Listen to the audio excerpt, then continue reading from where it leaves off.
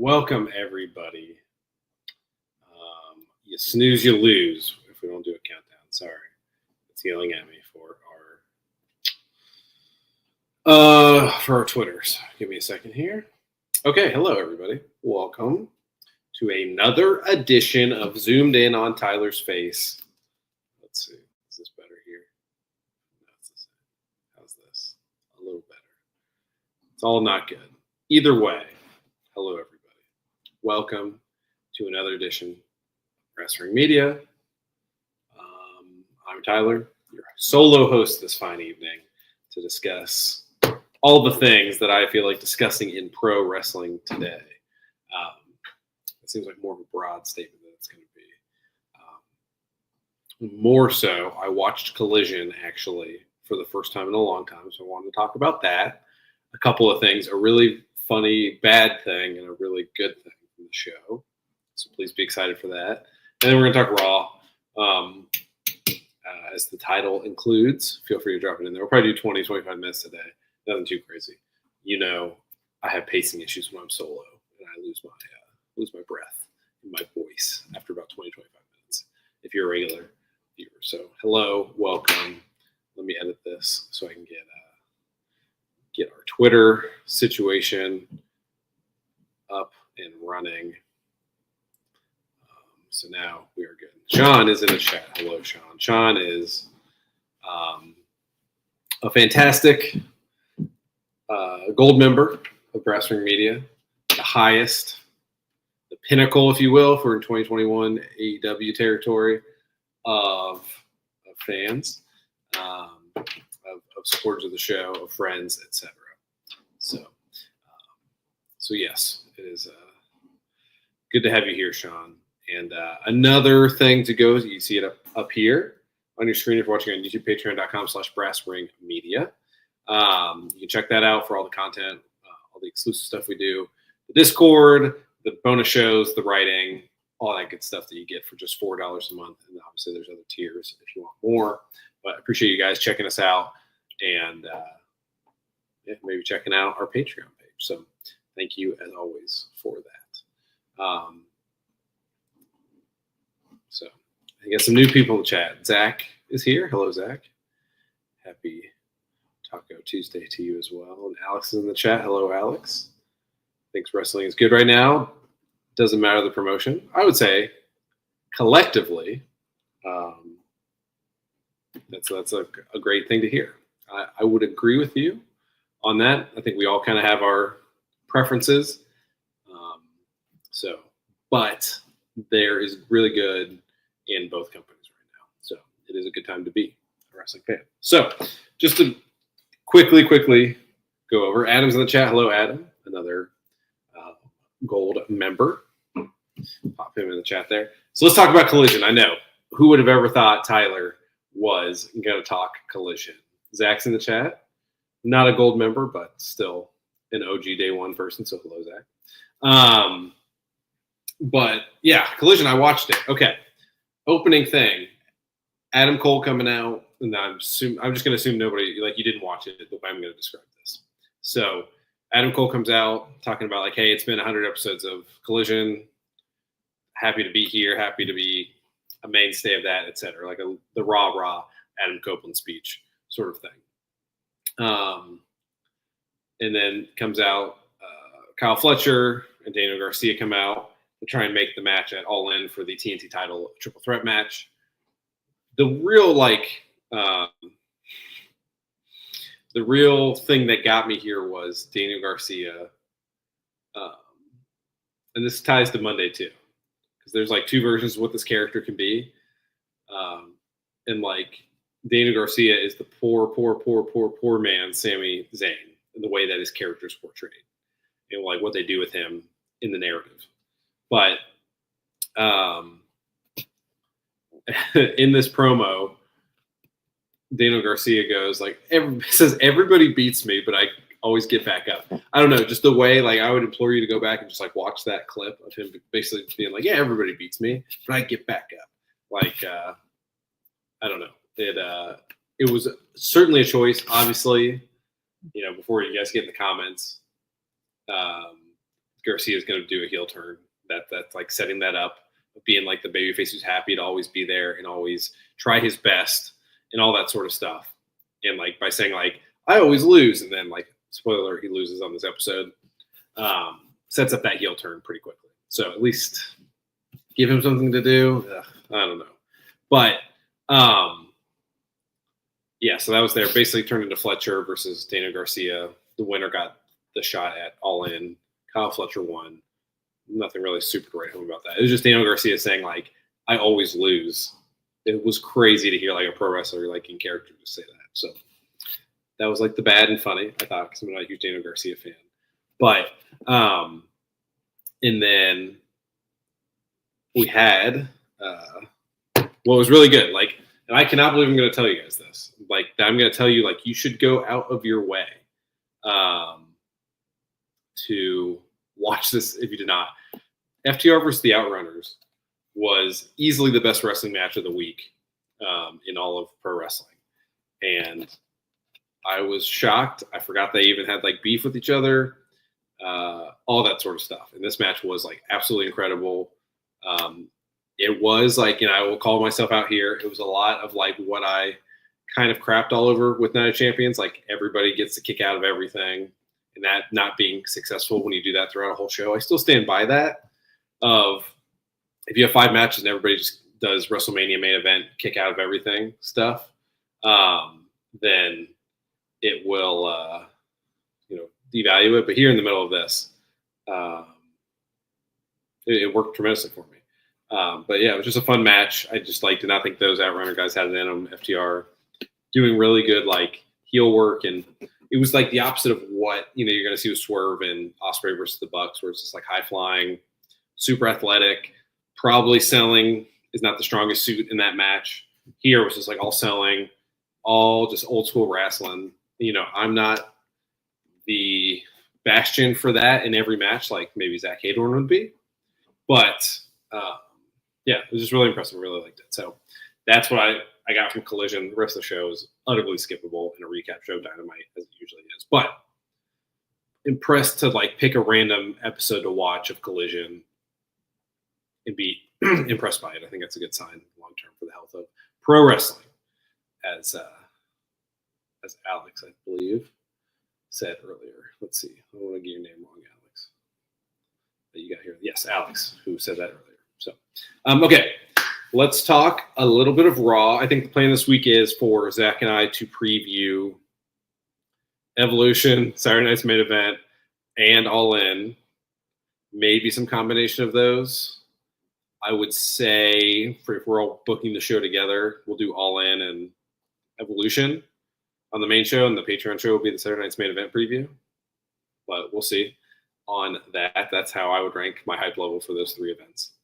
But yeah, let's talk about Raw. So it was the big, and I'll give you guys time to write in the chat here. But Seth Rollins' group has been a group since April 22nd, or whatever that Raw after WrestleMania was. We're almost 2 months into this. Like, do they need a name of this group? Are they like the Messiahs and Disciples, or something like that? Or does it not need a name? I don't know. It's just weird to think about that they don't have like a name that you can sell merch for all 3 of them together, with the way that they're like doing Bloodline Junior and all that sort of stuff. Like, to not monetize that is interesting to me. So yeah, this is all about them and the group, and opening promo laid out the 2 matches. Braun, Breaker hates Sammy, and Bronson Reed hates Jey Uso. Seth Rollins basically was like, yep, that's what we need to say, and left. So that was fine on that. And let me know, guys, if I miss like broad, like some smaller events on the show that you want to talk about, because we're going to do pretty broad strokes here. So if you do, like Sean here thinks that what happened? I'm sorry, Sean. That they do need a name. What would you suggest as a name? I'm curious. Adam's got not quite C-SPAN level, but Seth and the Pips is very funny. I don't know if I know you would not, Adam, say that Seth Rollins is Gladys Knight. level of a talent. So maybe a Freudian compliment by you there. I'm trying to think of like who's like a bad band with like that someone's name made something else. Oh, that would be fun.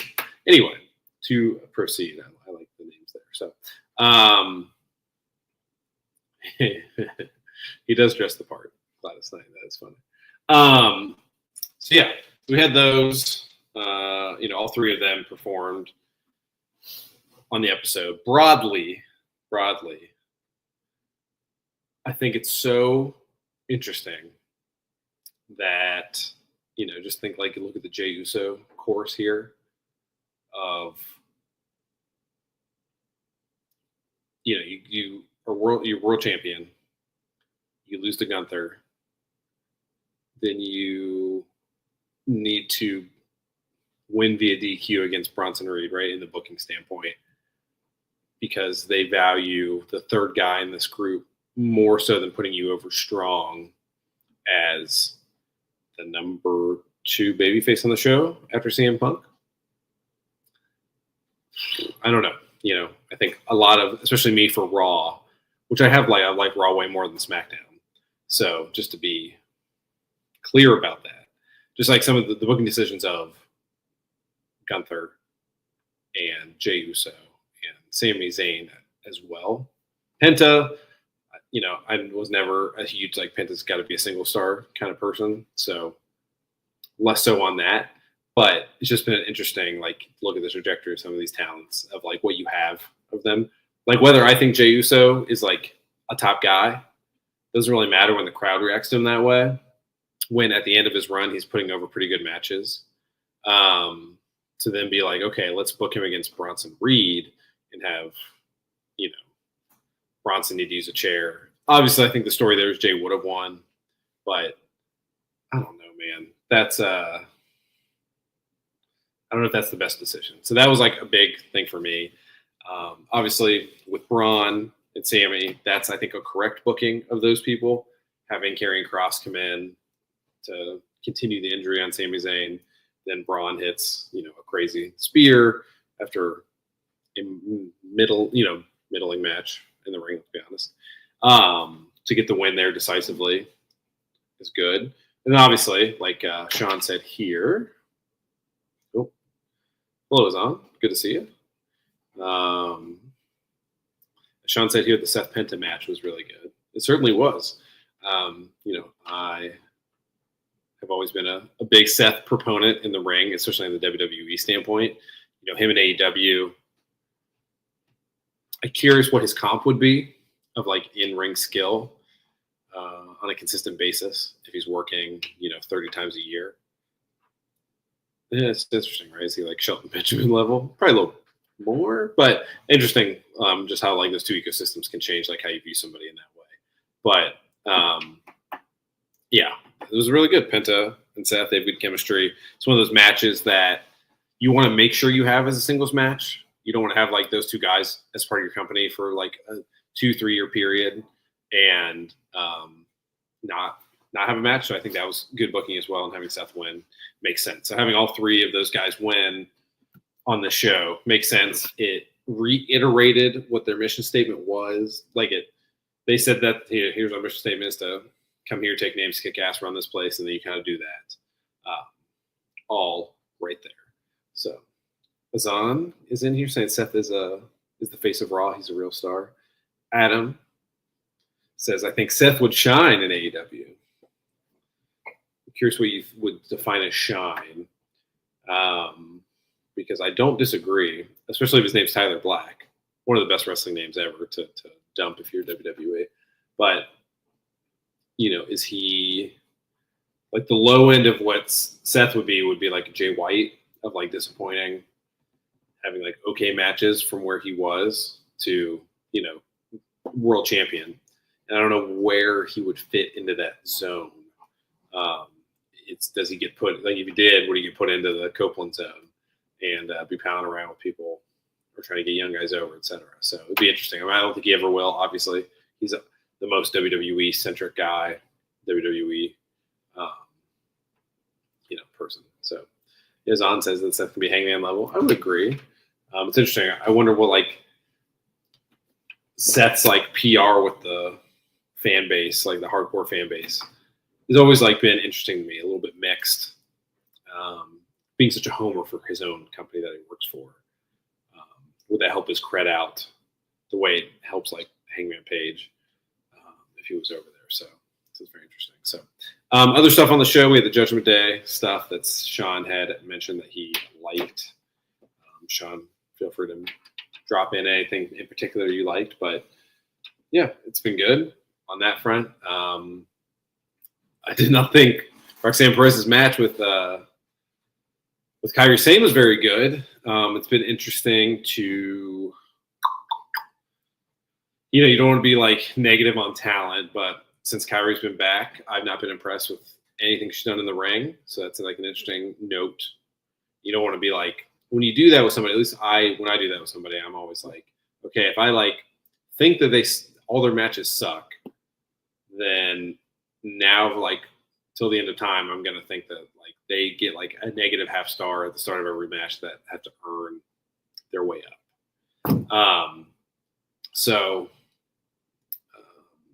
Yeah, I just like think that's what Kairi is, and like Roxanne too. Like big fan of Roxanne, of Roxanne, Julia, Stephanie.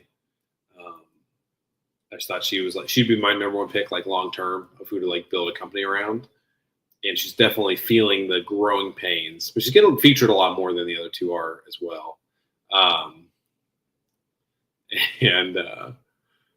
Yeah, I just like it's interesting to see her growing pains, and I think she'll come through it. But she's not having tremendous matches on the regular as well.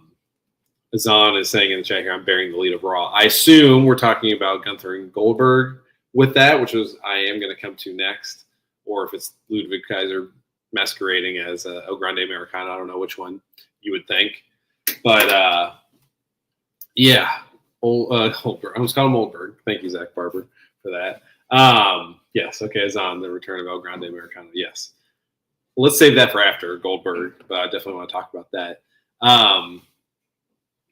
Yeah, you have this Gunther, talking crap about Goldberg. Goldberg comes out, the crowd eats it up. Where if you're really worried about Gunther being champion long term, I think you should raise your eyebrows to that. You should raise your eyebrows to this being his last match, unless he wins, and it's not.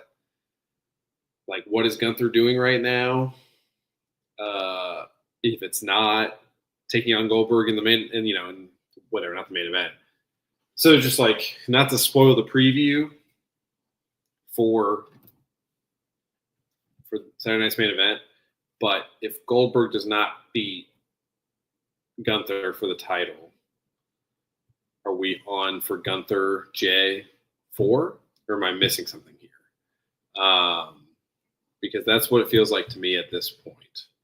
And then it's like a Gunther comes back, gets the win back as he did with Jay, and like reclaims who he is and all that sort of stuff. And then Goldberg gets like, 2 matches, one at a big show, etc. So I'm just saying, like, and Sean's, I'm not happy about that either. He says no, Tyler, LOL. That would be awful. I just like that's the path I see, and I don't know what they're doing with Gunther at SummerSlam if that doesn't happen, because it's more like a way to tell a story and get another title reign on Gunther and do like one last Raw, one last title run for Goldberg if that's like contractually obligated or whatever. I mean, I don't think Triple H has any love for Goldberg to do that, but maybe it's like for the love of the story, that's what they do. And I would agree, it'd be horrendous. And I kind of can't wait to see it if it does happen, because like I thrive on the chaos in pro wrestling. So, just think of like, this was not good for AEW, and it plus the combination of the MJF Adam Cole story almost killed the entire company. But Brawl Out is going to be a very hard wrestling event to ever top. It's like the curtain call or Hogan turning heel, all that sort of stuff. Like it's like just a seminal moment. It's the Montreal Screwjob.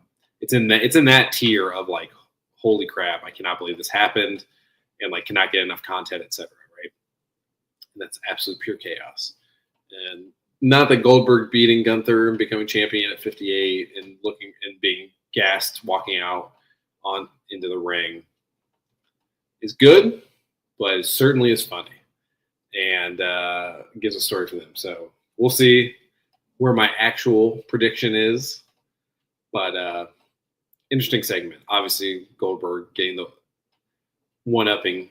Gunther would tell you the opposite, but we'll see. We had the return of El Grande Americano / Ludwig Kaiser. So that's something. A Chad Gable versus El Grande Americano is interesting.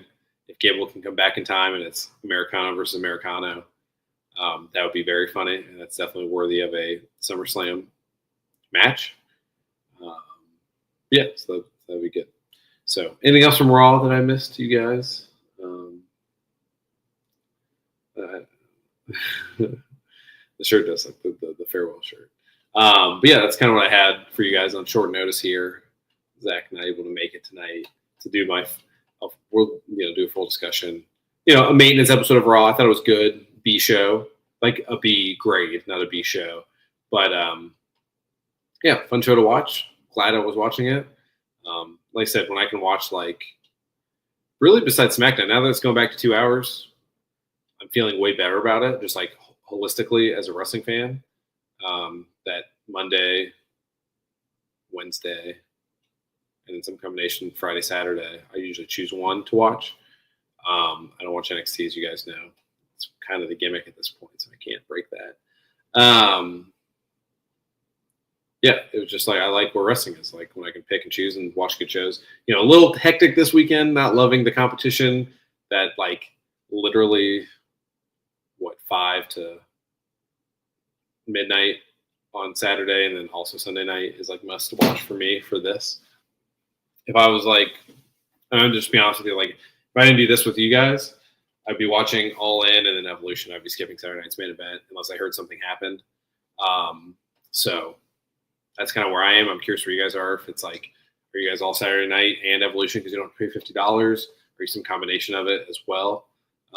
It's a lot, and it's hard to be okay, this is the kind of week that makes you feel a little bit like wrestling, being a wrestling fan is a part-time job.